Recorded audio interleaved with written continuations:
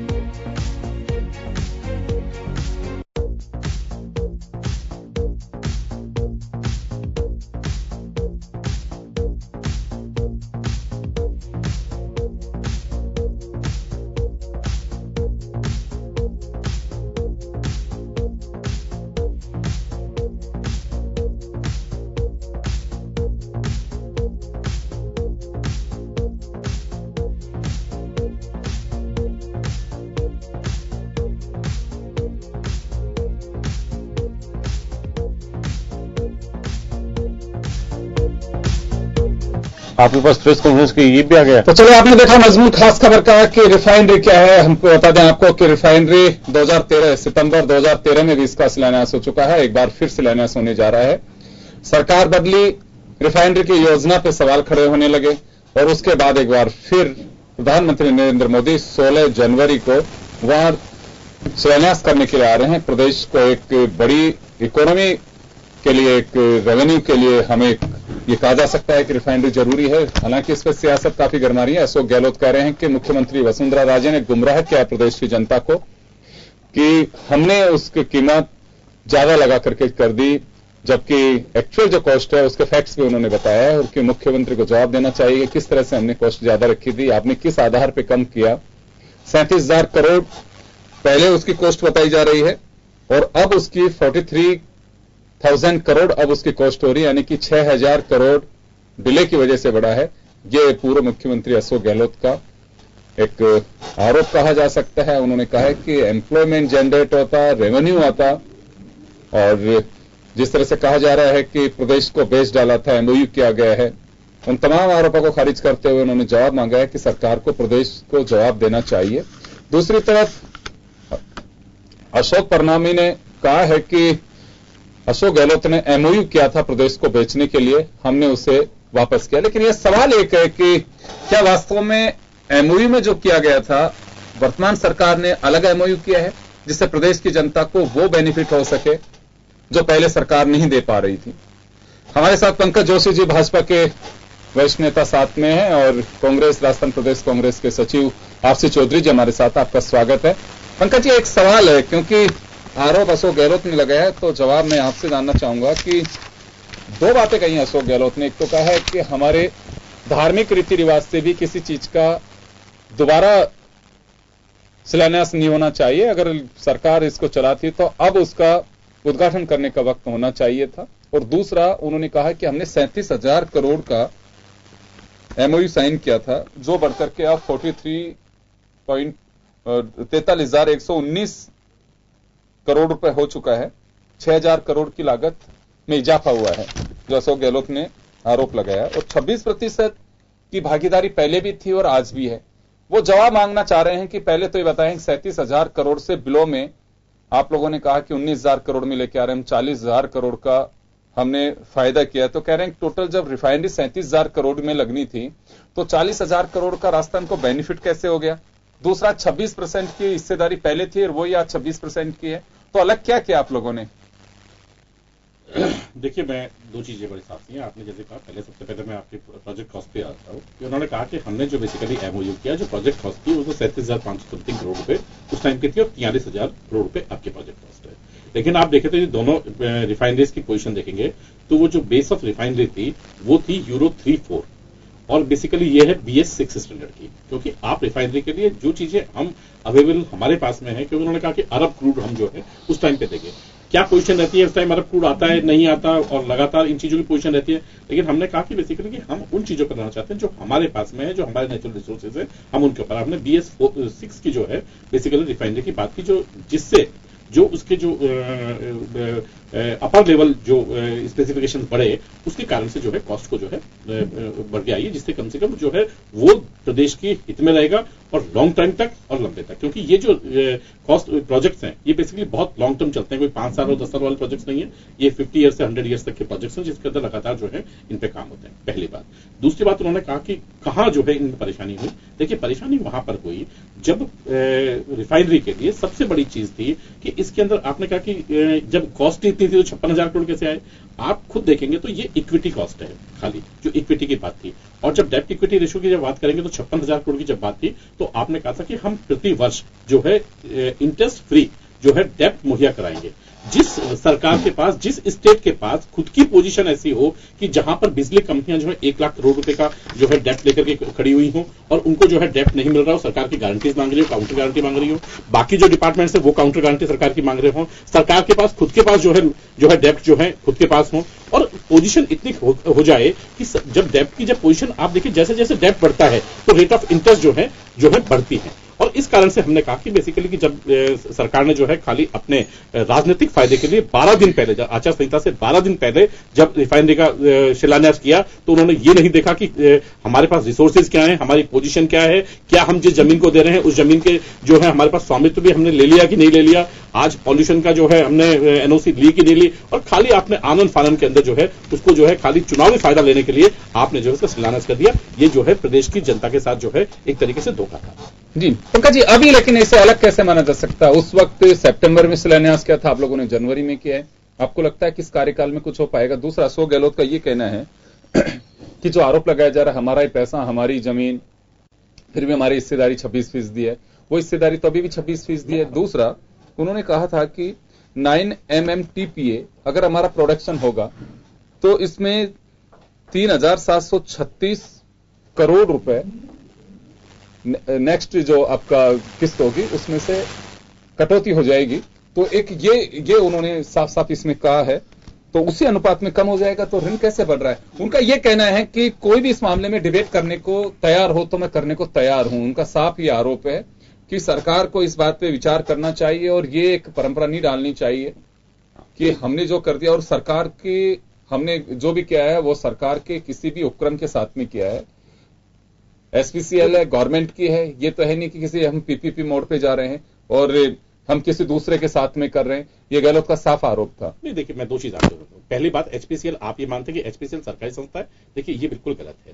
HPCL जो है basically सार्वजनिक क्षेत्र का उपक्रम है, जिसका बेसिकली सबसे बड़ा जो ऑब्जेक्ट है, जो अदर कंपनीज का ऑब्जेक्ट है, कंपनीज एक्ट के अंदर वही ऑब्जेक्ट है, वही सरकार का जो 74% जैसे इक्विटी जो पब्लिक की इक्विटी है, जितना डिविडेंड यदि मेरे पास शेयर, जितना डिविडेंड मुझे मिलेगा उतना ही सरकार को मिलेगा। एक बात मैं जानना सरकार के चाहूंगा, पास जो है इक्विटी ज्यादा होने के कारण ये जरूर कि स्वामित्व जो है इक्विटी उनके पास है। जैसे इस कंपनी के पास में है, जैसे आपने कहा रिफाइनरी लगेगी, रिफाइनरी के अंदर 74% जो इक्विटी है वो उनके पास रहेगी, 26% स्टेट गवर्नमेंट के पास रहेगी। तो जो डिविडेंड आएगा, जो प्रॉफिट आएगा, वो 26% आपको मिलेगा, 74% HPCL ले जाएगी। मैं यही कह रहा हूं, मैं वही आ रहा हूं, उसी चीज पर आ रहा हूं। इसमें जो मैंने पहली बात की, देखिए मैंने पहले जो बात की उस पर कही। अब आपने कहा कि इसमें अंतर क्या है, मैंने पहले ही कहा आपको, अंतर सबसे बड़ा अंतर ये था कि लिवरेज पोजीशन खराब थी, सरकार स्टेट की लिवरेज पोजीशन खराब थी। आपने कहा कि ऐसा कैसे होगा, है ना? आप खुद देखें तो लगातार जब आपको ये पता था कि कम हो जाएगा, भाई कम 9 TPA से कम कैसे होगा, मुझे ये बताइए, इस चीज से कम होगा, पहली चीज। दूसरी चीज, खुद अशोक गहलोत जी ने कहा कि मुझसे कोई बहस करने आए, देखिए खुद जो है बड़े नेता हैं और जो है खुद मुख्यमंत्री रहे हैं, तो मैं ये कह रहा हूं, तो मैं कह रहा हूं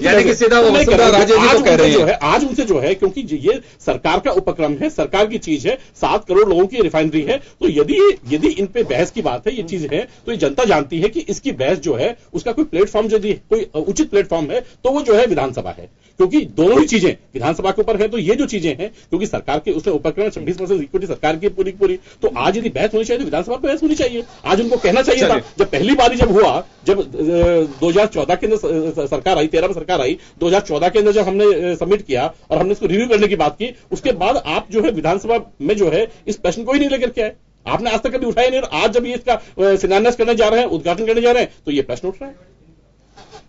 चलिए, अभी RC चौधरी जी हमारे साथ में हैं। RC चौधरी जी, आरोप ये लगाया जा रहा है कांग्रेस पे कि महज एक राजनीति कर रही है, प्रधानमंत्री आ रहे हैं और जब लग रहा है कि बिल्कुल अब तो रिफाइनरी लगने की स्थिति में आ गई है, तो चलिए मैं आपसे जवाब लूंगा, लेकिन एक छोटे से ब्रेक के लिए रुकूंगा। मैं यहाँ पे एक छोटे से ब्रेक के लिए रुकूंगा, वापस आपके पास आता हूं।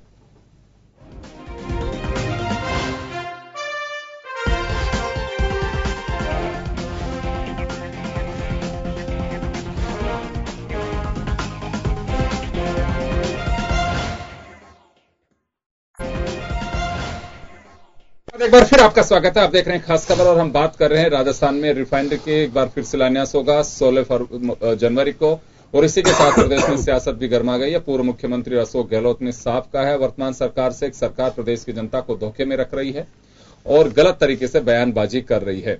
RC चौधरी जी, आपके पास में आऊंगा। बीजेपी साफ कह रही है कि शर्तों के अनुसार भी अगर हम देखें, डॉक्यूमेंट्स को भी देखें, तो एक बड़ी बचत प्रदेश को मिली है, जो विकास कार्यों में कहीं पैसा खर्च होगा। पूर्ववर्ती सरकार पे ये भी आरोप लग रहे हैं, आपकी जो सरकार थी, कि प्रदेश को गिरवी रखने का काम किया था। निश्चित रूप से योगेंद्र जी, मैं आपको ध्यान दिलाना चाहूंगा, जहां पे जैसलमेर और बाड़मेर के जो डेजर्ट है, जहां पे पीने के पानी की कहीं उम्मीद नहीं होती थी, बाड़मेर के अंदर 2008 तक शायद 2 होटल होते थे। उस जगह पे जब कैर्न इंडिया ने ऑयल का प्रोडक्शन शुरू किया, उत्पादन शुरू किया, तब से उस रेगिस्तान की, जो मरुस्थल की, जो लोगों की जो जिंदगी और फिजा बदली है, वो एक अपने आप में अनूठी है। कांग्रेस ने जिस प्रकार से वहां पे एक पेट्रो कॉम्प्लेक्स और रिफाइनरी जो इंस्टॉल करने की जो बात थी और जो लगाने की बात थी, किसी भी प्रदेश के लिए शायद इससे बड़ा कोई इंडस्ट्रियल अचीवमेंट नहीं हो सकता, क्योंकि जहां पे 1000 करोड़ का अगर इन्वेस्टमेंट होता है तो प्रति ईयर्स 500 करोड़ के करीब वहां पे एक सभी जो सर्कुलेशन का है वो राज्य को रेवेन्यू और लोगों को प्रॉफिट के तौर पर होता है। जब कांग्रेस ने वहां पर रिफाइनरी की नींव रखी, तब माननीय मुख्यमंत्री जी जब प्रदेश के अंदर घूमे, तब उन्होंने इसके बारे में बहुत ज्यादा क्रिटिसाइज किया और उन्होंने कहा कि प्रदेश को गिरवी रख दिया। और ये लोगों की जो प्राणदायी जो जीवनी होती, प्राणदायी जो लोगों के लिए कितने रोजगार का उत्पादन करती, कितनी और चीजों का उत्पादन करती, उस चीज को नकार के माननीय मुख्यमंत्री जी ने उस बात को आने के बाद में सत्ता में आए और सत्ता में आने के बाद में उन्होंने कहा कि हमारा पानी, हमारी बिजली, हमारी जमीन, और उसके बाद में राज्य की हिस्सेदारी 26%। अगर भारतीय जनता पार्टी सत्ता में आएगी तो इस हिस्सेदारी को बढ़ाएगी और राजस्थान का जो हिस्सेदारी है वो बढ़ेगी। लेकिन जैसे ही भारतीय जनता पार्टी सत्ता में आई, सत्ता में आने के बाद में रिफाइनरी के मुद्दे को भारतीय जनता पार्टी पूरी तरीके से भूल गई और जो जनता ने प्रचंड बहुमत दिया उसके मदहोश में वो दूसरे चुनाव में और दूसरे कार्यों में लग गई। आज यहां पे प्रदेश की स्थिति, जब आप खुद चुनाव के मोड़ पे जा रहे हैं और जब अप्रैल में आपने जो अप्रैल 2017 के अंदर आपने जब इसका दोबारा एमओयू किया और एमओयू करने पे कहा, प्रदेश की जनता को फिर एक बार बड़ी फिगर देके अपने आप गुमराह करने का प्रयास किया। उन्होंने कहा प्रदेश की जनता के हमने 40,000 करोड़ रुपए का हमने राजस्व बचाया है। भारतीय जनता पार्टी से जब ये एमओयू किया तब कांग्रेस ने ये कहा था कि जो एमओयू किया गया है, जो उनके एग्रीमेंट्स हैं उसको सार्वजनिक किया जाए और दोनों एमओयू पे श्वेत पत्र जारी किए जाए। लेकिन भारतीय जनता पार्टी आज तक उस पर मौन है, क्योंकि भारतीय जनता पार्टी सिर्फ आंकड़ों का जाल खेलना जानती है, तथ्यों से दूर और गुमराह करने की पूरी भारतीय जनता पार्टी की नीति है। अगर भारतीय जनता पार्टी राजस्थान का इतना बड़ा रेवेन्यू बचा रही है, अगर राजस्थान का इतना बड़ा अगर राजस्व लॉस हो रहा था, तो क्यों नहीं श्वेत पत्र उन्होंने जारी किया। पूर्व मुख्यमंत्री ने इस बात की मांग की थी और कहा था कि इस एमओयू का निश्चित रूप से सार्वजनिक किया जाए, लेकिन आज तक उस एमओयू लग रहा है। चलिए कोई बात नहीं, रिफाइनरी तो आ रही है प्रदेश में, आप लोगों ने पहल की थी, भैरव सिंह शेखावत के वक्त से चर्चाएं चल रही थी। अभी तो ये माना जा सकता है कि केंद्र और राज्य सरकार दोनों 2 कदम आगे बढ़ा रहे हैं, ये आप मान रहे हैं? ये इसका भी विश्वास नहीं है कि महज चुनावी दिखावा जिसका जो आरोप आप लोगों पे लग रहे हैं वो इन पे लगेंगे, इसमें कुछ रिजल्ट आ पाएगा? क्योंकि इनके पास तो कम से कम 8 महीने तो, आप लोगों के पास में तो 1.5 महीने का वक्त ही था उस वक्त, 12 दिन। सबसे बड़ी महत्वपूर्ण बात यह है कि आज 4 साल के अंदर रिफाइनरी कंप्लीट हो जाती, वहां पे पेट्रो कॉम्प्लेक्स बन जाता, वहां पे पूरा काम हो जाता। भारतीय जनता पार्टी की मानसिकता में अगर सरकार के अगर ये प्राथमिकता में होती और अगर इसको राजस्थान के हित में मानती तो निश्चित रूप से इतना डिले नहीं होता। भारतीय जनता पार्टी ने 2017 के अंदर अप्रैल के अंदर जो एमओयू किया, आज उसका शिलान्यास करने जा रही है और कब ना जाने कब उसका वापिस कार्य प्रगति पे आएगा। भारतीय जनता पार्टी सिर्फ एक ये जो पूरा भी एपिसोड है उसमें सिर्फ चुनावी फायदे के अलावा इसमें कहीं कोई दूसरी चीज लगती नहीं। चुनावी फायदा अगर नहीं होता तो निश्चित रूप से जब एमओयू किया तभी आप उसकी कर देते। और जहां पे जो पत्थर लगाने की जो बात करते हैं, शिलान्यास की जो बात कर रहे हैं, एक भूमि का जब शिलान्यास हो गया और पूजन हो गया उसके बाद में आप राज्य के जो करोड़ों रुपए खर्च करके और एक भव्य प्रोग्राम करना चाहते हैं, प्रधानमंत्री की एक चुनावी जनसभा को राज्य की जनता के पैसे पे करना चाहते हैं, तो इससे बड़ी दुखद तो और क्या बात हो सकती है। ये बात क्यों आज दोबारा शिलान्यास के नाम पे राज्य की जनता का जो पैसा है उस पैसे को वहां पे लगाया जा रहा है। चलिए, श्याम शर्मा जी हमारे साथ में है। श्याम जी, सियासत तो होती रहेगी, लेकिन उम्मीद इस प्रदेश को है कि शायद रिफाइनरी की चिमनी से धुआं उगलेगा और वो पेट्रोकेमिकल कॉम्प्लेक्स वहां बनेगा जो एम्प्लॉयमेंट जनरेट कर सकता है और प्रदेश का नाम विश्व के उन स्थलों पे जहां अगर रिफाइनरी की कहीं बात होगी तो दिखाई देगा कि राजस्थान के बाड़मेर के पचपदरा में भी कहीं पे कोई रिफाइनरी लगी हुई है। वो दिन आपको दिखाई दे रहे हैं कि महज ये बस चुनावी सालों में रिफाइनरी का शिलान्यास वो पूरा होगा नहीं होगा और आपस में सियासत बनी रहेगी? देखिए, क्या 2 कदम आगे बढ़ रहे हैं हम? देखिए कि पूर्ववर्ती सरकार ने भी रिफाइनरी लगाने की बात की थी, लेकिन कुछ क्लियरेंस नहीं हो पाई थी, शिलान्यास जल्दबाजी में कर दिया गया। अब वो क्यों कह रहे हैं कि हिंदू धार्मिकता के आधार पर शिलान्यास एक बार होता है, दूसरी बार नहीं होता। आप भले उसका पुनर्शिलान्यास करने की स्थिति बन रही है। इसलिए अशोक गहलोत ने कहा कि मैंने पहले पत्र लिखा था प्रधानमंत्री जी को और बताया था कि क्योंकि धार्मिक आधार पर एक ही बार शिलान्यास होता है, दूसरी बार होता नहीं। लेकिन दूसरी बार उन्होंने फिर दोबारा से पत्र दिया, लेकिन क्योंकि अब वापस से शिलान्यास होने की बात हो गई है, 16 तारीख को प्रधानमंत्री नरेंद्र मोदी आएंगे और उसका दोबारा से शिलान्यास करेंगे, तो हो सकता है कि पुरानी बातों का जिक्र करें, वो किस प्रकार से क्या कमियां थी। लेकिन ये बात तो सही है कि पहले जो एमओयू हुआ था और अब वाले एमओयू में बहुत ज्यादा अंतर नहीं है, जो कि स्पष्ट रूप से अब दिख रहा है। उन्होंने कहा कि जब पहले उत्पादन ही जब हमारा 4.5 मिलियन टन ही हो रहा था, आज उसका उत्पादन की स्थिति 9.1 मिलियन टन हो जाएगा।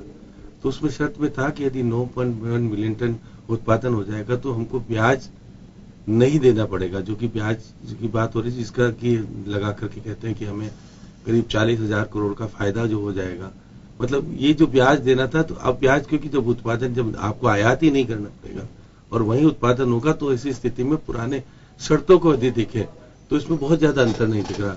मुख्यमंत्री जी ने कहा है कि हम लेटेस्ट टेक्नोलॉजी की लगाएंगे, तो निश्चित रूप से क्योंकि अब 4 साल बाद लग रही है तो टेक्नोलॉजी में परिवर्तन आया है तो लगेगा। आगे 4 साल बाद में अगर करेंगे तो दूसरी टेक्नोलॉजी होगी। आज जिस प्रकार से अशोक गहलोत कह रहे थे वो विधानसभा में भी आते हैं, विधानसभा में यदि सारी बातों को रख करके और चैलेंज करें, क्योंकि विधानसभा का सत्र आने वाला है, आएगा, तो उनको बाकायदा वो अपना MOU उनके पास होगा निश्चित रूप से, क्योंकि फाइलों में मौजूद होगा, वो ला करके स्पष्ट करें और बहस कराएं कि मैंने जो MOU किया था उसमें क्या गलती थी, क्योंकि सरकारी केंद्र का उपक्रम था जिससे MOU हुआ और अभी भी केंद्र के उपक्रम से MOU हुआ है।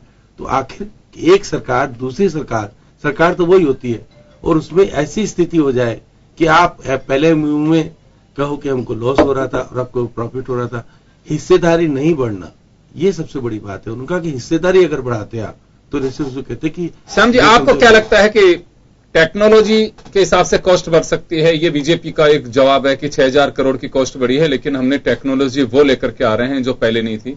टेक्नोलॉजी समय के साथ में बदलती है। क्या उस समय टेक्नोलॉजी, अशोक गहलोत का ये भी जवाब था कि उस समय टेक्नोलॉजी नहीं थी, आज से 5 साल बाद अगर आप दोबारा कोई चीज करेंगे तो नई टेक्नोलॉजी आएगी।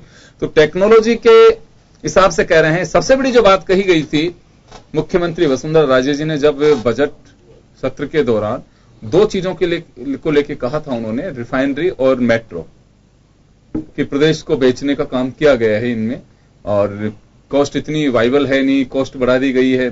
और इसी के लिए भी यही कहा गया था कि जिस तरह से आनंद फानंद में MOU किया गया है, तो देखिए ये MOU की एग्जैक्टली जो पोजीशन है अपनी अपनी तरफ से दोनों कह रहे हैं। वर्तमान सरकार है उसका साफ दावा है कि हमने बचत की है 40,000 करोड़ की। अशोक गहलोत ने जो फैक्ट्स रखे हैं उसके लिहाज से ये उन्होंने ये भी बता दिया कि 6,000 करोड़ रुपए अब कॉस्ट बढ़ी है, पहले ये कॉस्ट नहीं थी। 26% की हिस्सेदारी वो रह रही है, लैंड भी राजस्थान की रहनी है। तो अंतर क्या आ रहा है फिर उसमें? देखिए, क्योंकि सरकार जो मौजूदा सरकार है वो कुछ रूप से कहेगी कि हमने इसमें परिवर्तन किया है।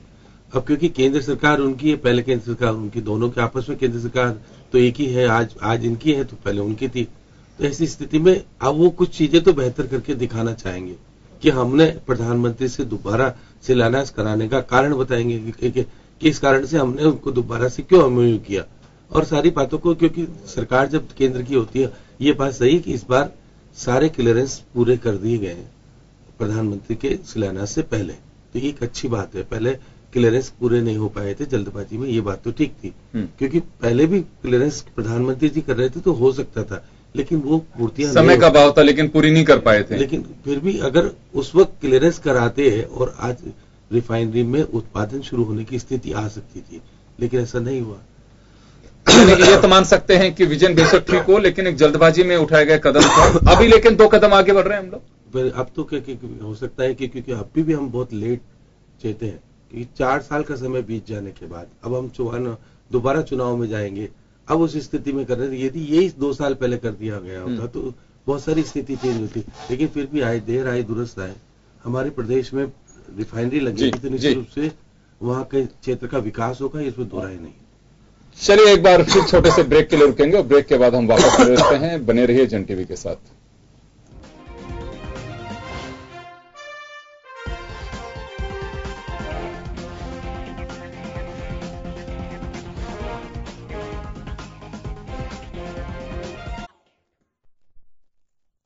ब्रेक के बाद एक बार फिर आपका स्वागत है। आप देख रहे हैं खास खबर और हम बात कर रहे हैं राजस्थान में लगने वाली रिफाइनरी की, जिस पर सियासत गर्माती जा रही है। आरसी चौधरी जी, आपके पास में आना चाहूंगा। चलिए, जो भी कहीं पे कोई बात रही होगी, गुण अवगुण, गुण दोष, इनको सबको हम दूर करके, क्या आपको लग रहा है कि जो कदम आपने बढ़ाए थे उससे 2 कदम आगे बढ़ रहे हैं कि रिफाइनरी एक आप लोगों का, अगर ये दावा कांग्रेस कर रही है कि हमारा विजन था, तो मानना चाहिए कि क्लियरेंस के साथ साथ अब उस दिशा में आगे बढ़ रहे हैं कि जो वास्तव में एक्चुअलिटी है उसकी?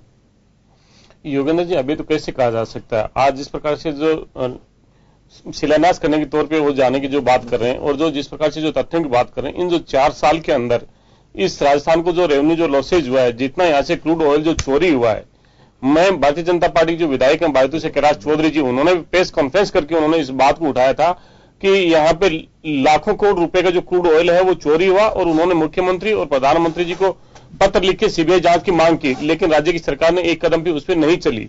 हमारे जो विधायक हैं बाड़मेर से मेवाराम जैन जी, उन्होंने विधानसभा के अंदर इस बात के प्रश्न को लगाया और विधानसभा में यह तथ्य कहे कि वहां पे जो राजस्थान का जो क्रूड ऑयल है वो चोरी हो रहा है।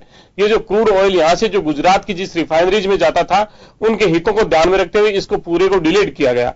आज इस प्रकार से जो भारतीय जनता पार्टी की मजबूरी ये है कि जिसको चुनावी वर्ष में उन्हें जनता के सामने जाना है, आज रिफाइनरी के मुद्दे पे वो क्या बोलेंगे, आज इस प्रकार से जो इंप्लीमेंट की बात की थी उस पर वो क्या बोलेंगे, जो पेट्रो कॉम्प्लेक्स को जो बनना था उसके लिए वो क्या बोलेंगे।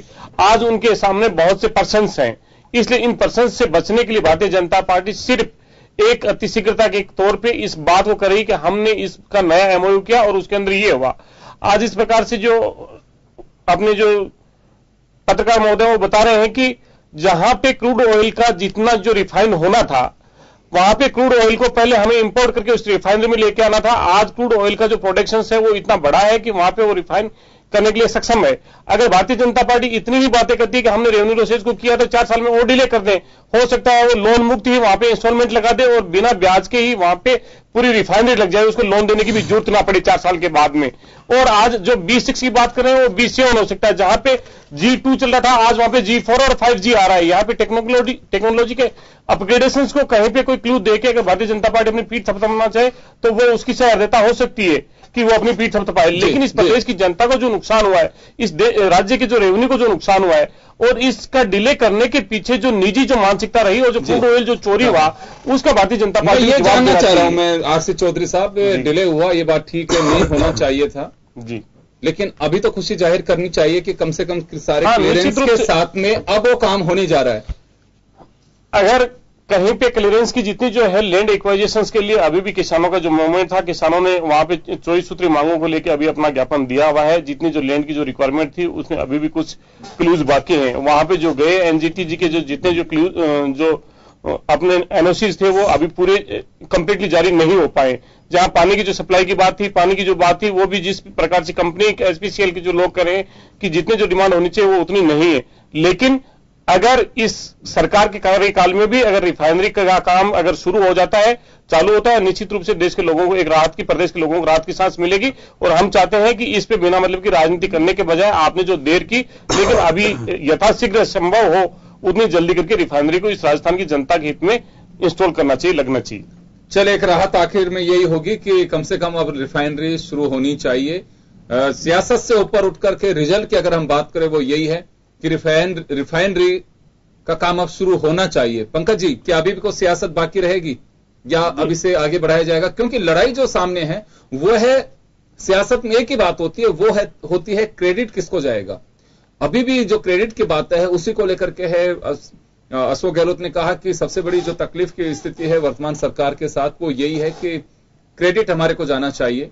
और वो कह रहे हैं कि इसको काम तो करवाते, हम तो कह रहे हैं कि क्रेडिट से भी ज्यादा आपको उद्घाटन ही करा देना चाहिए था, आपको इतना वक्त मिला था। देखिए योगेंद्र जी, मैं 2 चीज पे आना चाहता हूं। आपने कहा कि बेसिकली कि पिछली सरकार ने किया, ये किया। आपको ध्यान है 2010 के अंदर जो है अमेठी के अंदर जो है फूड पार्क का उद्घाटन किया और उसका शिलान्यास किया।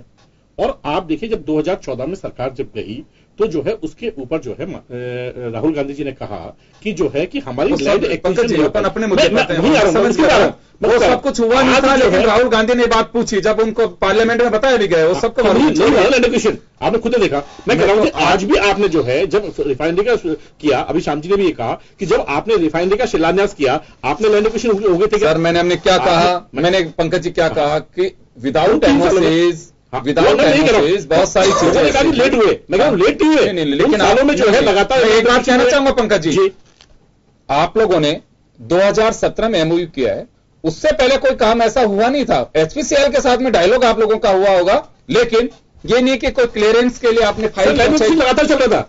4,800 हेक्टेयर लैंड में से 4,700 के लैंड हेक्टेयर चेंज करके 368 करोड़ रुपए की जो है स्टैंप ड्यूटी, आप उसको रेगुलर चला रहे थे, चली थी नहीं, लेकिन 368 करोड़ जो स्टैंप ड्यूटी थी उसको भी जो इस टाइम बात में थी कि माफ करके छोड़ देने वाली बात थी। सरकार ने 368 करोड़ की स्टैंप ड्यूटी को इक्विटी में भरा, ऐसा नहीं है कि उसको सीधा दे दिया। 368 करोड़ की जो स्टैंप ड्यूटी थी, उस स्टैंप ड्यूटी को सरकार ने जो है अपनी इक्विटी के अंदर भरा कि ये स्टैंप ड्यूटी आप चुकाइए मत, लेकिन हमारी इक्विटी में जो है इसको भर लीजिए। ये काम किया। दूसरा काम जो है आप देखिए कि उसके अंदर पॉल्यूशन जो है सर्टिफिकेशन हमने लिया। इसके बाद में 90 करोड़ का मतलब अप्रैल में हुआ, और क्योंकि पॉल्यूशन कंट्रोल कंपनी को लेना था, इसलिए जैसे ही अप्रैल में हुआ, आप देखिए सितंबर के अंदर जो है हमने सर्टिफिकेशन लेने के बाद 90 करोड़ रुपए के 4 दीवारी के जो है उसको ऑर्डर दे दिया, जो है 4 दीवारी बनना शुरू हो गई। तो ये जो काम किया लगातार हमने किया कि ये जो काम है वो है जिसमें लगातार जो है नियत दिखाती है कि हाँ, हम रिफाइनरी जो है यहां पर स्थापित होने जा रही है, इसका काम तेजी से चल रहा है। पहली बात। दूसरी बात, आपने लगातार कहा कि बेसिकली की जो प्रोजेक्ट कॉस्ट जो है वो बढ़ी या नहीं बढ़ी, कैसे बढ़ी। देखिए आज भी यदि आप देखेंगे तो मैं कह रहा हूं कि आज भी जो लिवरेज था, जो 1.5:1 था, डेप्ट इक्विटी रेशियो जो था, वो भी जो है आज की डेट में भी जो डेप्ट है वो बढ़ा है, क्योंकि डेप्ट इक्विटी रेशियो यदि आप आज पढ़ेंगे तो 2:1 का है। इसका मतलब आज भी जो है हम लोगों ने जो है जो 40,000 करोड़ की बात करेंगे साहब, खाली जो है उसके अंदर लगता जो क्रूड इंपोर्ट करने पर था, लेकिन उसके बावजूद भी डेप्ट बढ़ रहा है, क्योंकि इसका मतलब वर्किंग कैपिटल जो है वो वर्किंग कैपिटल जो है डेप्ट, क्योंकि working capital basically of the डेप्ट वो है, तो वर्किंग कैपिटल के लिए डेप्ट जो है वो बढ़ा। उसके बावजूद भी जो है सरकार ने अपना ध्यान रखा कि हम अपनी लिवरेज में से अपनी लिवरेज जो है किसी भी रूप में नहीं बढ़ाएंगे। हम अपना जो पैसा होगा, जो डेप्ट का पैसा होगा, वो निश्चित रूप से जनता के विकास में खर्च करेंगे, जनता के हित में खर्च करेंगे।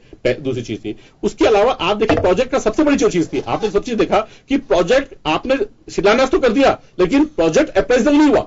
आज छोटी से छोटी कंपनी यदि कोई 100 करोड़ 50 करोड़ होती है, तो देखिए सवाल आपसे 24 साल से क्या कि पार्टी लाइन से अलग है, सियासी रंग नहीं चढ़ने देना चाहिए। हाँ सर, मैं सियासी नहीं करा। हमने प्रोजेक्ट अप्राइजल के लिए दोनों को, आप देखिए रिफाइनरी का जो टेक्निकल अप्राइजल था वो इंजीनियर्स इंडिया लिमिटेड से करवाया, और बेसिकली जो फाइनेंशियल अप्राइजल था वो पीडब्ल्यूसी से कराया। और उनकी जो रिपोर्ट होने के बाद जब जाकर के हमने कहा कि हाँ एचपीसीएल जो दे रहा है वो जो है इनके अंदर जो है, क्योंकि पिछली बार जो एचपीसीएल ने दिया था, जो अब बाद में दिया था, उनमें कहीं ना कहीं जो है डिफरेंसेस आए, और उसके बाद अप्राइजल करके हमने कहा कि ये जो चीजें हैं इन बेसिस के ऊपर जो है एमओयू होने चाहिए। चलिए श्याम जी, सियासत चलती रहेगी और मुझे लगता है कि इससे बाहर आना चाहिए, क्योंकि अंतोगत्वा रिजल्ट गवर्नमेंट कोई भी हो, और गवर्नमेंट होती है उसे इसी वजह से चुना जाता है कि वो कुछ विकास कार्यों को आगे बढ़ा सके। लड़ाई क्या है कि ये मान सकते हैं केवल क्रेडिट किसको जाए? देखिए कि आप, क्योंकि ये सरकार जाएगी कि उन्होंने कहा कि पहले वाली सरकार ने रिफाइनरी का शिलान्यास कराया, उसके बावजूद भी बीजेपी को समर्थन मिला। आज वो कह रही थी मुख्यमंत्री जब वहां गई थी 3-4 दिन पहले, तो वहां का सारा सर्वे कर रही थी, तो उनका कहना था कि देखिएगा अब तो आपने हमको हमारे पास रखा, आगे भी हमारा ध्यान रखना, हम रिफाइनरी आपको देने जा रहे हैं शिलान्यास। तो निश्चित रूप से राजनीतिक परिप्रेक्ष्य में फायदा उठाने की कोशिश तो बीजेपी करेगी, उसमें दो राय नहीं। मुख्यमंत्री कहेंगे कि देखिए वो तो केवल कहते थे, हमने तो यहाँ पर सारे क्लियरेंस करके स्टार्टिंग करा दिया, लेकिन टाइम तो लगेगा इसमें। ये बात तो सही है कि प्रदेश को रिफाइनरी जो पहले मिल सकती थी वो लेट मिलेगी, लेकिन अब लेटेस्ट टेक्नोलॉजी वाली मिलेगी और समय पे पूरा होगा, क्योंकि अब तो उत्पादन के लिए इनके पास जितना इनको रिफाइनरी के लिए ऑयल चाहिएगा कच्चा, वो पूरा पर्याप्त मात्रा में मिलेगा। तो निश्चित रूप से एक अच्छी चीज पहल भी कही जानी चाहिए कि हमारे को आयात नहीं करना पड़ेगा। आयात नहीं करना पड़ेगा तो एचपीसीएल को फायदा तो होना निश्चित है। तो ऐसी स्थिति में हिस्सेदारी अगर बढ़ती तो निश्चित कहा जा सकता कि इन्होंने कुछ हमको देने की स्थिति बनी। लेकिन आज केवल राजनीतिक सियासत कर रहे हैं अभी भी कि ये रिफाइनरी तरीके से चल जाए और लग जाए, क्योंकि अभी भी इसमें टाइम तो लगेगा बनने में, और 6,000 करोड़ की कॉस्ट भी बढ़ेगी, क्योंकि पहले लग गई होती तो 6,000 की कॉस्ट कम होती। अभी कह रहे हैं कि हम लेटेस्ट टेक्नोलॉजी ला रहे हैं, तो टेक्नोलॉजी तो परिवर्तन होता रहता है। यदि लग जाती भी तो उसमें टेक्नोलॉजी में परिवर्तन किया जा सकता था, उसमें दो राय। बाकी की रिफाइनरी में भी टेक्नोलॉजी में परिवर्तन कर रहे हैं, क्योंकि जैसे जैसे परिवर्तन आता है, अगर टेक्नोलॉजी नहीं करेंगे तो उसको अंदर हमको आगे रिफाइनरी को चलाने में ठीक नहीं स्थिति नहीं बनेगी। इसलिए टेक्नोलॉजी बढ़ेगी, टेक्नोलॉजी अच्छी टेक्नोलॉजी को अपनाने में तो हर बाकी टेक्नोलॉजी भी अपनाना चाहिए। लेकिन ये कह देना कि इसलिए हमने डिले कर दिया कि नई टेक्नोलॉजी ला रहे थे, तो इसलिए पहले वाली सरकार जब देखिए, आज अशोक गहलोत का कहना था कि सरकारें बदलती है, उसमें दो राय नहीं। आज हमारी सरकार है, कभी दूसरे की सरकार हो, लेकिन आप दोबारा से शिलान्यास करा रहे हो। ये प्रधानमंत्री दोबारा कर रहे हैं, एक प्रधानमंत्री कर चुके और सोनिया गांधी कर चुकी, अब दोबारा उसी का शिलान्यास करना हिंदू धार्मिकता के अनुसार ठीक नहीं माना जाता है। वो कह रहे थे कि कि उनको भी प्रधानमंत्री जी तो क्योंकि कहते हैं कि उनको दिखवा लेना चाहिए कि इसका दोबारा करना चाहिए नहीं करना चाहिए। आप कार्यस्थल कार्य प्रारंभ करने का शिलान्यास कर दो, वो तो ठीक लगता है। श्याम जी जमीन खरीदी नहीं, जमीन मेरी पास है, मेरी स्वामित्व है, और आप मेरी जमीन के बजाय शिलान्यास कर जाओ। आप ये बताओ पब्लिक की जमीन थी, कैसी बातें करोगे आप? जब खरीद लोगे तभी तो शिलान्यास करोगे साहब। सरकारी काम करने सरकारी किसी व्यक्ति विशेष का नहीं है। अरे सर देखिए सच्चाई है तो कैसी बात है फिर? सच्चाई सर देखो सरकार की भी जो है सरकार का स्वामित्व तो होना चाहिए ना, सरकार भी तो व्यक्ति है ना। उन्होंने शिलान्यास करा था, आप शिलान्यास को मान करके उसकी कमी पूरी मान के कैसे मान लेते सर? बिना जरूरत की उनको भी क्या करनी जरूरत है? वहीं से मान लेते हो कि साहब शिलान्यास की जरूरत क्या थी, करा देते। नहीं देखो मैं कह रहा हूँ आप तो बार बार कह रहे हैं आज 4 साल बाद आदमी की जन्मपत्री भी जो है, आज के आदमी की जन्मपत्री भी जन्म लेने के बाद बनती है, जन्म लेने का एस्टिमेशन के हिसाब से नहीं बनती साहब। निश्चित रूप से कहा जा सकता है कि अगर 4 साल बाद शिलान्यास हो रहा है तो वही राजनीतिकरण होगा, वोटों की राजनीति फिर आगे। अगर 2 साल बाद आप कर देते नहीं तो इतने दिन से डिले पड़ा। तो मैं एक बात जानना चाहता हूं श्याम जी, इसको आप में को ऐसा क्यों लग रहा है कि फिर वोटों की राजनीति आड़े आएगी? तो वोटों की राजनीति, कोई भी राजनीतिक दल निश्चित रूप से जब वो चुनाव में जाते हैं तो उसका बेनिफिट तो पूरी तरह से देखने की कोशिश करेंगे। यहां पे भी चाहे पूर्ववर्ती सरकार हो चाहे अभी की सरकार हो, अगर जल्दबाजी में पूरी एनओसीज के बिना अगर अशोक गहलोत ने शिलान्यास करवाया तो निश्चित रूप से एक मैसेज देने की बात है कि हमने प्रदेश को एक बड़ा उपक्रम लेकर के आ रहे हैं। वर्तमान सरकार है तो भी अपना क्रेडिट लेने की कोशिश करेगी। आप इससे मैं जवाब लूंगा एक छोटा सा, लेकिन छोटे से ब्रेक से के बाद वापस आपके पास में आएंगे, तब आपसे जवाब लेंगे। छोटे से ब्रेक के लिए रुकेंगे।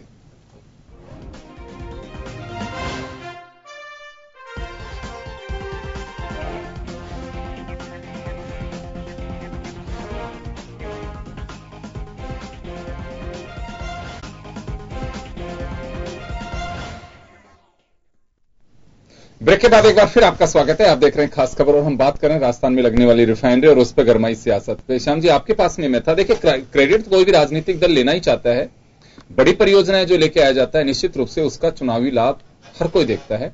और मुझे लगता है कि अगर वसुंधरा राजे पे आरोप लगता है तो देखिए कोई नई बात नहीं है, हर सरकार यही देखती है और होना भी चाहिए। क्योंकि देखिए आप चुनाव के में जाते हैं, मतदाता के बीच जाते हैं तो उपलब्धियां लेके जाते हैं आप कि हमने ये किया है, तो इसमें कोई गलत बात नहीं है। अशोक गहलोत ने भी अगर गए थे पूर्व में जब चुनाव में 2013 में, तो उन्होंने कहा कि रिफाइनरी हमने पश्चिमी राजस्थान के लिए अकेले के नहीं पूरे राजस्थान की तकदीर बदलने के लिए दी है, तो उन्होंने भी जम के भुनाने की कोशिश की थी। लेकिन अब तो भुनाया ये जाना चाहिए कि देखिए जो आपकी गाड़ी में फ्यूल डल रहा है वो पचपदरा की उस रिफाइनरी का है जो प्रदेश की जनता की दुआओं से किस सरकार ने 2 कदम आगे बढ़ा करके और इसमें से प्रोडक्शन दिया है। नहीं जो अभी कह रहे हो अभी नहीं जलेगा, ये तो 4 अभी जब बन जाएगी जब रिफाइंड हो जाएगा वो वाला तेल कहेंगे। मैं वही कह रहा हूं कि कम से कम अब प्रदेश को ये कहने की स्थिति में आना चाहिए। उसमें 5 साल और लगेंगे, जब बन जाने के बाद में उद्घाटन होगा तो ये कुछ 4 साल करीब 5 साल लग जाएंगे इसको बनाने में। लेकिन ये बात सही है कि आज हमारे प्रधानमंत्री से मुख्यमंत्री मिल गई है, अब निश्चित हो गया है कि हमारी शिलान्यास इसका हो जाएगा। क्योंकि पहले स्थितियां ठीक नहीं थी, अब स्थितियों में बदलाव आया है। प्रदेश में कुछ न कुछ खुशहाली आने का जो संदेश मिला है उससे लग रहा है कि शिलान्यास भी होगा और ये बनेगी भी। खुशहाली में डाउट क्यों आपको? पहले से खुशहाली, जब तक प्रधानमंत्री सरसों के फूल पीले पीले दिखने लगे उसके साथ संबंध है क्या खुशहाली का? देखिएगा कि प्रधानमंत्री और हमारे मुख्यमंत्री का मेल मिलाप होना ये संकेत देता है कि आने वाले समय में हमारे प्रदेश को कुछ न कुछ नई चीज मिलेगी। पहले मिल ही नहीं पा रहे थे, तो हम आज चर्चा हुई है बैठ के हमको मानना चाहिए कि हमारे संबंध और अच्छे सुधरेंगे और हमारे प्रदेश में जो रिफाइनरी के अलावा और भी चीजें जो बड़ी प्रोजेक्ट है उसको हमारे यहाँ पे होगा। और आने वाले समय में प्रधानमंत्री पहले 14 को आने वाले थे, अब 16 को आ रहे हैं, फिर उसके बाद 22 को आ रहे हैं। तो एक तारतम्य बैठेगा और प्रदेश में जिस प्रकार का पहले माहौल था कि हम 25 से 25 लेके आए, अब कितने ले पाएंगे, ये बड़ा हो गया कि उपचुनाव भी हमारे सामने है और दोनों उपचुनाव को लेकर के भी बड़ी वो है। तो इस बीच में हम रिफाइनरी दे रहे हैं, तो ये दिखाने का प्रयास मुख्यमंत्री ने साफ कहा है कि ये रैली भी ऐतिहासिक होनी चाहिए, उदयपुर से भी बड़ी रैली होनी चाहिए। प्रधानमंत्री को लगे कि इस मेवाड़ का मारवाड़ का जो हम बदलाव करना चाहते हैं उसका संबंध सीधे तौर पर आप वहां भीड़ इकट्ठी करके प्रधानमंत्री को देंगे, तो प्रधानमंत्री को लगेगा कि हमारा निर्णय यहाँ की जनता को पसंद आया और हमको समर्थन देने आई है पूरी जनता। तो उन्होंने पूरे मारवाड़ को आह्वान करके आई है पचपदरा में जाकर के कि आप ऐतिहासिक निर्णय को ऐतिहासिक रैली दिखा करके बदलाव करके बता दो जिससे कि प्रधानमंत्री जी खुश होकर के और कुछ आपके प्रदेश जी। में देते। चलिए। ये एक अच्छी बात मानी जानी चाहिए। चलिए, अब ठीक सब कुछ लग रहा है। और आरसी चौधरी साहब ने एक पार्टी लाइन से ऊपर उठ करके पहले ये कहा कि चलिए जो भी है, लेकिन अब कम से कम सरकार को उस मोड पे आ जाना चाहिए कि बिल्कुल अब प्रोडक्शन की हालत में हम पहुंच सके, वहां काम तीव्र गति से शुरू हो सके। ये देखिए चीजें चलती रहेंगी। और क्रेडिट की जहां तक बात आती है, अशोक गहलोत ने आरोप भी लगाया है कि सरकार महज बस शिलान्यास इस वजह से करा रही है कि उसकी क्रेडिट लेना चाहती है। अब बात क्रेडिट पे नहीं आनी चाहिए, अब तो बात प्रोडक्शन के उस मोड पे जानी चाहिए ताकि वहां जल्दी से जल्दी कंस्ट्रक्शन हो सके और कंस्ट्रक्शन के बाद में ये सब चीजें आए। आरसी चौधरी जी, विवाद क्रेडिट का मान सकते हैं? योगेंद्र जी, यहाँ विवाद क्रेडिट का होना या नहीं होना, सबसे पहले तो ये जरूरी होती है कि लोकतांत्रिक जो भी सरकारें होती है, सरकार अगर कोई जनता के हित का कोई भी अगर योजना लेके आती है तो सरकार का दायित्व बनता है कि उस योजना को आगे लेके जाएं। आज राजस्थान की सरकार ने 4 साल तक इस योजना को डिले क्यों किया, इसके पीछे क्या एजेंडा सरकार का रहा, ये सार्वजनिक तौर पे होना चाहिए। आज 4 साल में आपकी बात, पंकज जोशी जी ने एक बात कही है कि हम वहां लैंड एक्वायर की जा रही थी, एनओसीज करवाई जा रही थी, एचपीसीएल के साथ में हमारा एमयू था, उसका रिव्यू किया जा रहा था। इस दौरान ये सारा जो टाइम लगा है वो लगा है, बाकी एक भी दिन जाया नहीं किया है सरकार ने, ये एक साफ कहना है। एचपीसीएल के साथ में जो नेगोशिएशन की जो बात करें मेरे साथी, एचपीसीएल हिंदुस्तान की नवरत्न कंपनियों में से एक कंपनी है। अगर एचपीसीएल के साथ में अगर उसी एमओयू पे अगर 4 साल पहले अगर लग जाती और आज रिफाइन शुरू हो जाता तो 4 साल तक जो निजी कंपनियों को, जिस रिलायंस को जो आपने क्रूड ऑयल को फिल्टर करने के लिए दिया, तो निजी कंपनी का लाभांश और एक सार्वजनिक कंपनी के लाभांश के बीच में दोनों सरकार की क्या एक ही मानसिकता रहती है? अगर इस नवरत्न जो कंपनी थी, अगर हिंदुस्तान की जो सार्वजनिक क्षेत्र की कंपनी है, 4 साल पहले अगर उसको हमने ब्याज दे रहे थे, जो इस बात जो कह रहे हैं, उसके बाद में आप 6000 करोड़ की जो लागत बढ़ा रहे हो उसके बारे में आप कोई बयान नहीं दे रहे। आपने आखिर ये लागत क्यों बढ़ गई? जो 37,000 करोड़ में जो एमओयू किया गया, आज आपने 43,000 पे लेके चले गए। उस 6,000 करोड़ का आखिर आपने क्यों किया? 4 साल में जो क्रूड ऑयल जो निजी कंपनी क्यों वो उसको रिफाइन करती रही? 4 साल के अंदर जो भाव गिर गए तो निकला ही नहीं। 4 साल के अंदर जितना क्रूड ऑयल चोरी हुआ, भारतीय जनता पार्टी के स्वयं के विधायक ने यह बात कही कि इसकी सीबीआई जांच होनी चाहिए। प्रदेश के साथ में, राजस्व के साथ में बहुत बड़ा घोटाला हुआ है। इनके खुद के विधायक ने कही, माननीय मुख्यमंत्री और प्रधानमंत्री को पत्र लिखा, उसके बावजूद सरकार ने आखिर क्यों मूंद के रखी? हमारे जो विधायक है उन्होंने विधानसभा के अंदर लिखी इस बात को, कहा कि यहां पे क्रूड ऑयल चोरी हो रहा है। वहां पे उन्होंने तथ्य पेश किए कि इतना क्रूड ऑयल चोरी हुआ और वो हमने वहां पे रिकवर कर लिया। आखिर सरकार इस राजस्व को क्यों, जो जनता की जो रेवेन्यू था उसको क्यों लुटा रही थी? क्यों लोगों को चोरी करने का खुला मौका दे रखा था? 4 साल तक इसकी खनिज संपदा क्यों लूटती जा रही थी? सरकार क्यों मौन थी उस पर?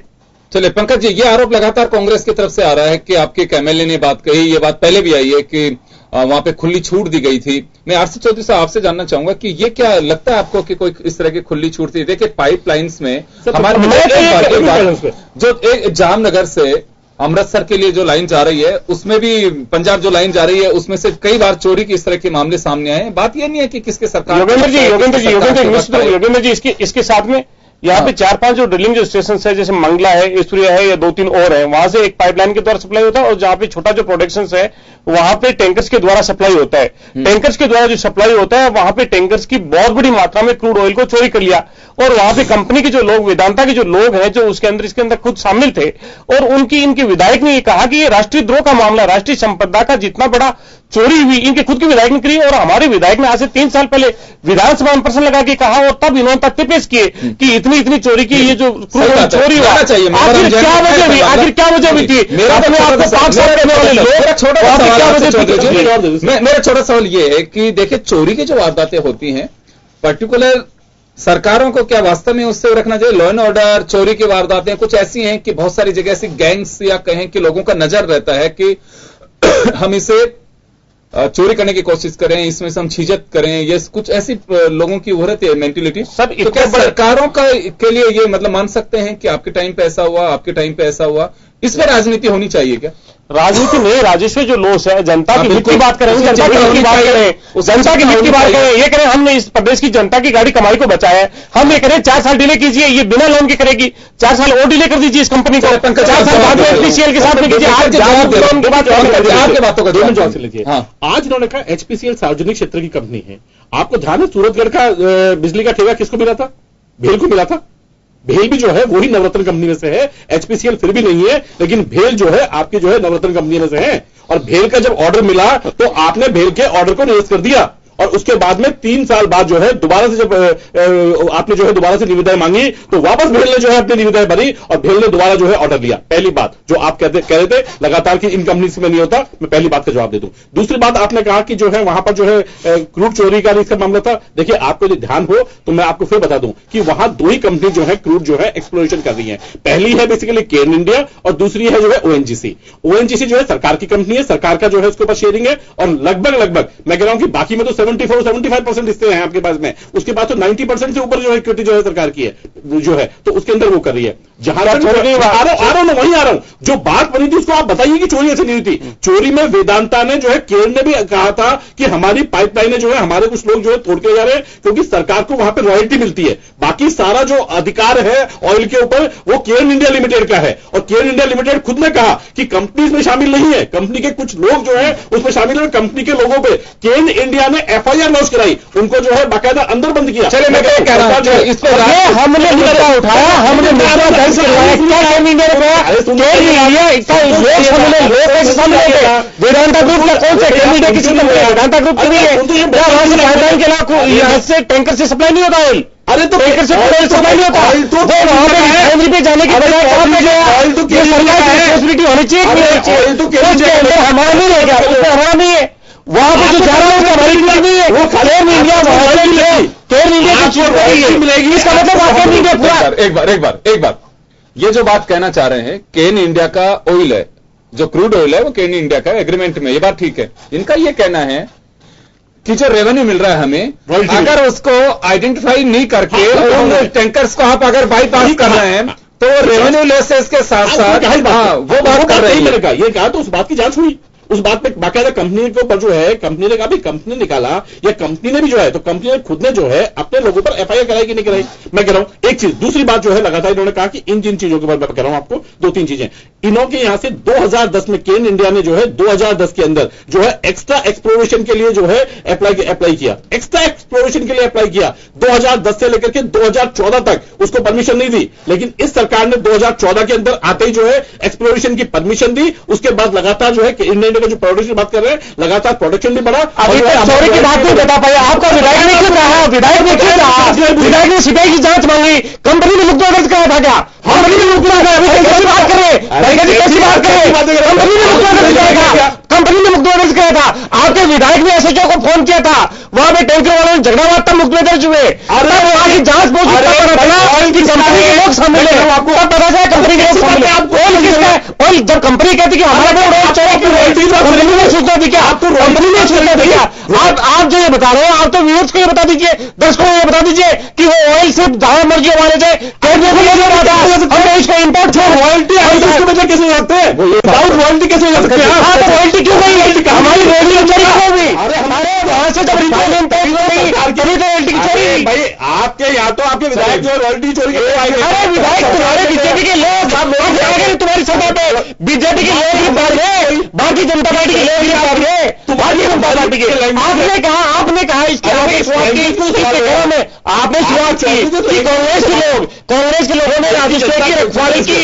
कांग्रेस के लोगों ने कहा कि इस प्रदेश की जनता का जो खाद्यान्न है वो लूटा है, इसका जो कहा ये हमने कहा विधानसभा में कहा, हमने विधानसभा में कहा